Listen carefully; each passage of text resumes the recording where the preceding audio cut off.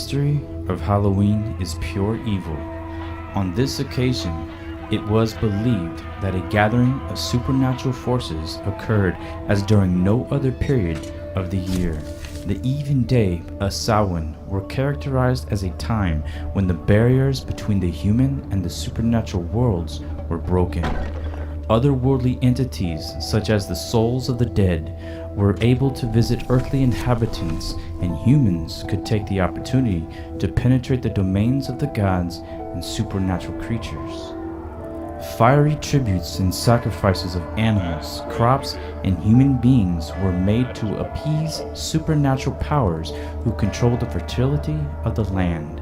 Samhain acknowledged the entire spectrum of non-human forces that roamed the earth during the period. On this holiday, huge bonfires were set on hilltops to frighten away evil spirits. The souls of the dead were supposed to revisit their homes on this day, and the autumnal festival acquired sinister significance with ghosts and witches and hobgoblins, black cats, fairies, and demons of all kinds said to be roaming about. It was this time to placate the supernatural powers controlling the processes of nature. In addition, Halloween was thought to be the most favorable time for divinations concerning marriage, luck, health, and death. It was the only day on which the help of the devil was invoked for such purposes. History shows how true Christians did not practice the satanic tradition. Today's professed Christians should see just how they need to separate from such evils, especially if they are seeking to enter into heaven. The worldly customs and evil traditions are all vain and full of deceit, which will separate anyone from the God of heaven and earth who is partaking in it. Truly, the world is being spoiled through practicing Halloween, as billions around the world, which includes all these professed Christians, are partaking in this satanic tradition. As ye have therefore received Christ Jesus the Lord, so walk ye in him, rooted and built up in him, and established in the faith as ye have been taught, abounding therein with thanksgiving. Beware lest any man spoil you through philosophy and vain deceit, after the tradition of men, after the rudiments of the world, and not after Christ. Ye adulterers and adulteresses, know ye not that the friendship of the world is enmity with God? Whosoever therefore will be a friend of the world is the enemy of God. As biblical Christians, we are commanded by our King to give no place to the devil. We are also warned that ye cannot drink the cup of the Lord and the cup of devils. Ye cannot be partakers of the Lord's table and of the table of devils. This holiday has everything to do with spiritualism. When we take a good look at what happens during Halloween, we can see how witches are real satanic worshippers of Satan. Their caricatures are portrayed and costumes are everywhere showing forth their evil fruits. There are coffins and tombstones, mummies, skeletons, and cemeteries, which are all signs of death. The mystery religion of Babylon has always loved death, which we can find clearly in the history of the mother of harlots, the Vatican. This mystery religion is all about death and murder and sacrificing innocent human lives as an offering to their dying god of death, Satan. Truly, the Church of Rome has shed more innocent blood than any other institution that has ever existed among mankind, will be questioned by no Protestant who has a competent knowledge of history. It is impossible to form a complete conception of the multitude of her victims, and it is quite certain that no powers of imagination can quite adequately realize their sufferings. Halloween has come a long way from its ancient beginnings as a harvest festival, from the ancient Celtics to the Romans to medieval Catholics to Catholic Irish immigrants traveling to America and bringing their Catholic traditions. Halloween, like all holidays, speaks volume about the society that celebrates it till this day. As the people observing Halloween evolve, so does this holiday. The magic that is found in Halloween lies in clear sight. As Christians, we are to have no connection to witchcraft, which God hates, and those who profess to love God and serve Him, who practice such things, are provoking God to anger, as they fornicate with the world and commit spiritual adultery against the God of heaven and earth, and thus they rebel. Truly, history is repeating herself. And he caused his children to pass through the fire in the valley of the son of Hinnom. Also he observed times, and used enchantments, and used witchcraft, and dealt with a familiar spirit and with wizards. He wrought much evil in the sight of the Lord, to provoke him to anger. For rebellion is as the sin of witchcraft, and stubbornness is as iniquity and idolatry. Because thou hast rejected the word of the Lord, he hath also rejected thee. When we look deeper into Rome's history, we can see a clear connection with this pagan type stuff as Halloween, but we need to dig deeper. As many of us know, the Roman Catholic Church has always been involved with paganism and mixing it with Christianity, and Halloween is deeply rooted within paganism. It is interesting to note, they say, how often our church has availed herself of practices which were in common use among pagans. Thus it is true, in a certain sense, that some Catholic rites and ceremonies are a reproduction of those pagan creeds.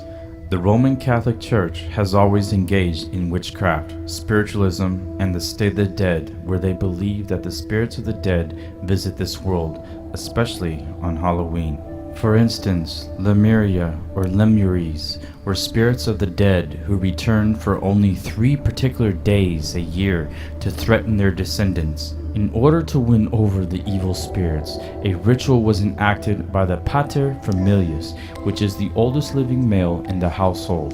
When the clock would strike midnight, the Pater Familias would walk barefoot throughout his own house to rid the evil spirits of the dead. With this exorcism ritual, holding his hand upheld in what is referred to as a fig gesture, placing the thumb between the second and the third fingers, and filling his mouth with dried black beans, he would make the circuit around his house, spitting the beans on the floor in order to bait the evil spirits of the dead. And so, as he walked and spit out a bean, he would recite 9 times the incantation, "With these I redeem myself and mine." And so, when the Lemures came out to eat the beans, the rest of the household, following along but forbidden to look behind them, would clash bronze together like cymbals and proclaim, "Ghosts of my fathers and ancestors, be gone!" The Lemuria was practiced on May 9th, 11th, and the 13th. Even days were seen as unlucky to them. And so, how did the Lemuria affect Halloween? In a historical facts check, on All Saints' Day, the Catholic holiday was adopted on May 13th, and there is good reason for this. Originally, the Lemuria concluded on May 13th, and on that same day, in 609 AD, the Church held a feast in dedication to Saint Mary and the Martyrs, the celebration of the dead. This became the establishment of All Saints' Day. How does this relate to Halloween? Here's how. Later, around the 8th century AD, as the Lemuria faded away in popularity and practice, the Church moved All Saints' Day from the 13th to November 1st, where it is currently celebrated to this day by Catholics. It was originally known as All Hallows, meaning All the Holy Ones, or All Saints' Day, and Halloween was simply All Hallows' Eve. Note that May 1st and November 1st are exactly 6 months apart and mark the beginning of the end of summer. When we look at the culture of the Celts, the people who were living in Ireland, and one of their principal festivals for their culture was under the name of Samhain, which is the end of the harvest season for the Celts. It was their new year. As the harvest ended, the Celts tended to gather up all their crops and livestock and have one large feast as they headed into winter. This final harvest falls on October 31st, which is Halloween. However, there was some uninvited guests coming to dinner, the spirits of the dead. On this day, the Celts believed that those who died during this year returned, so the festival of Samhain was a way to help the dead on their journey to the other world.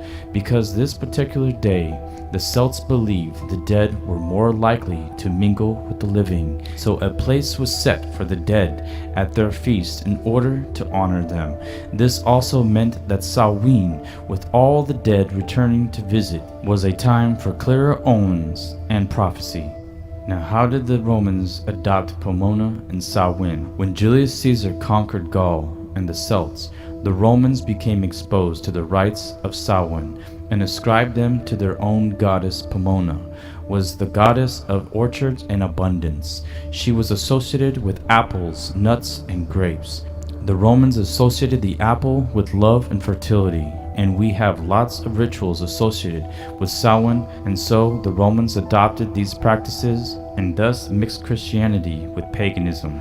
Roman harvest festivals would bring in the apples, corn stalks, and pumpkins, and ancient Roman ceremonies honoring false gods involved trying to grasp floating fruits without using hands, which is where bobbing for apples came from.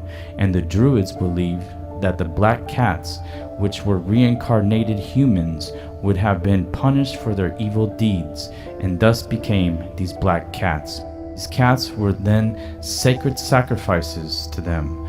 Today, black cats are still sacrificed during occultic rituals along with human beings. Halloween is thus regarded as the witches' Sabbath, the equivalent of their New Year's Eve, where they would do their sacrifices. The Druids had many ways of sacrificing humans, one of which was packing them in a giant burning effigy of a man. Burning Man. The crown must die! The crown must die! The crown must die! The crown must die! The crown must die! The crown must die! The crown must die!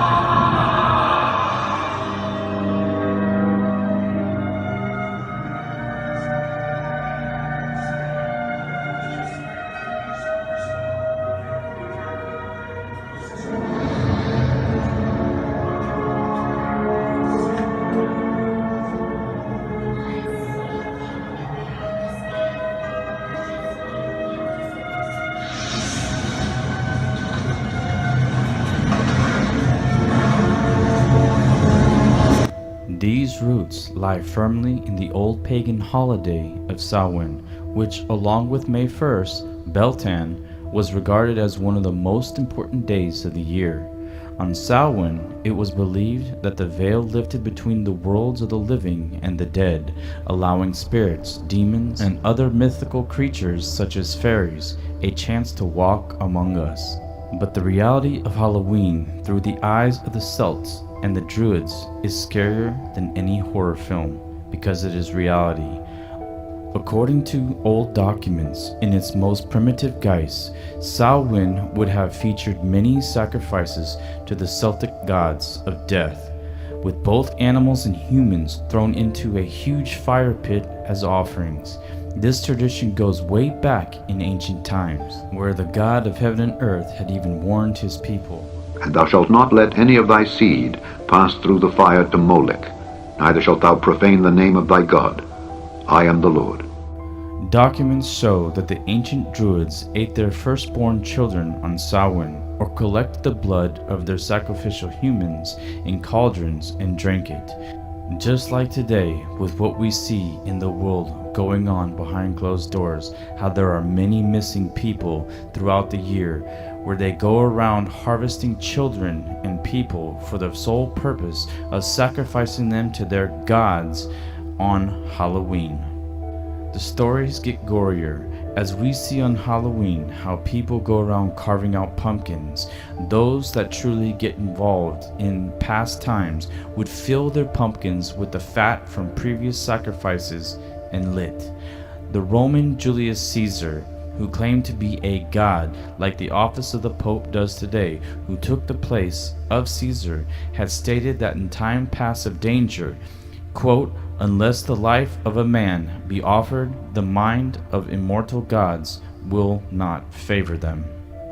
Now that we know the meaning and the tradition behind Halloween, do you really think that we as Christians are to celebrate this thing called Halloween and depart from the living God to serve the God of death? It is much more than just an innocent child's day. There is absolutely no way you can include Jesus Christ in these celebrations, and his children are to have no part with the spirits of devils.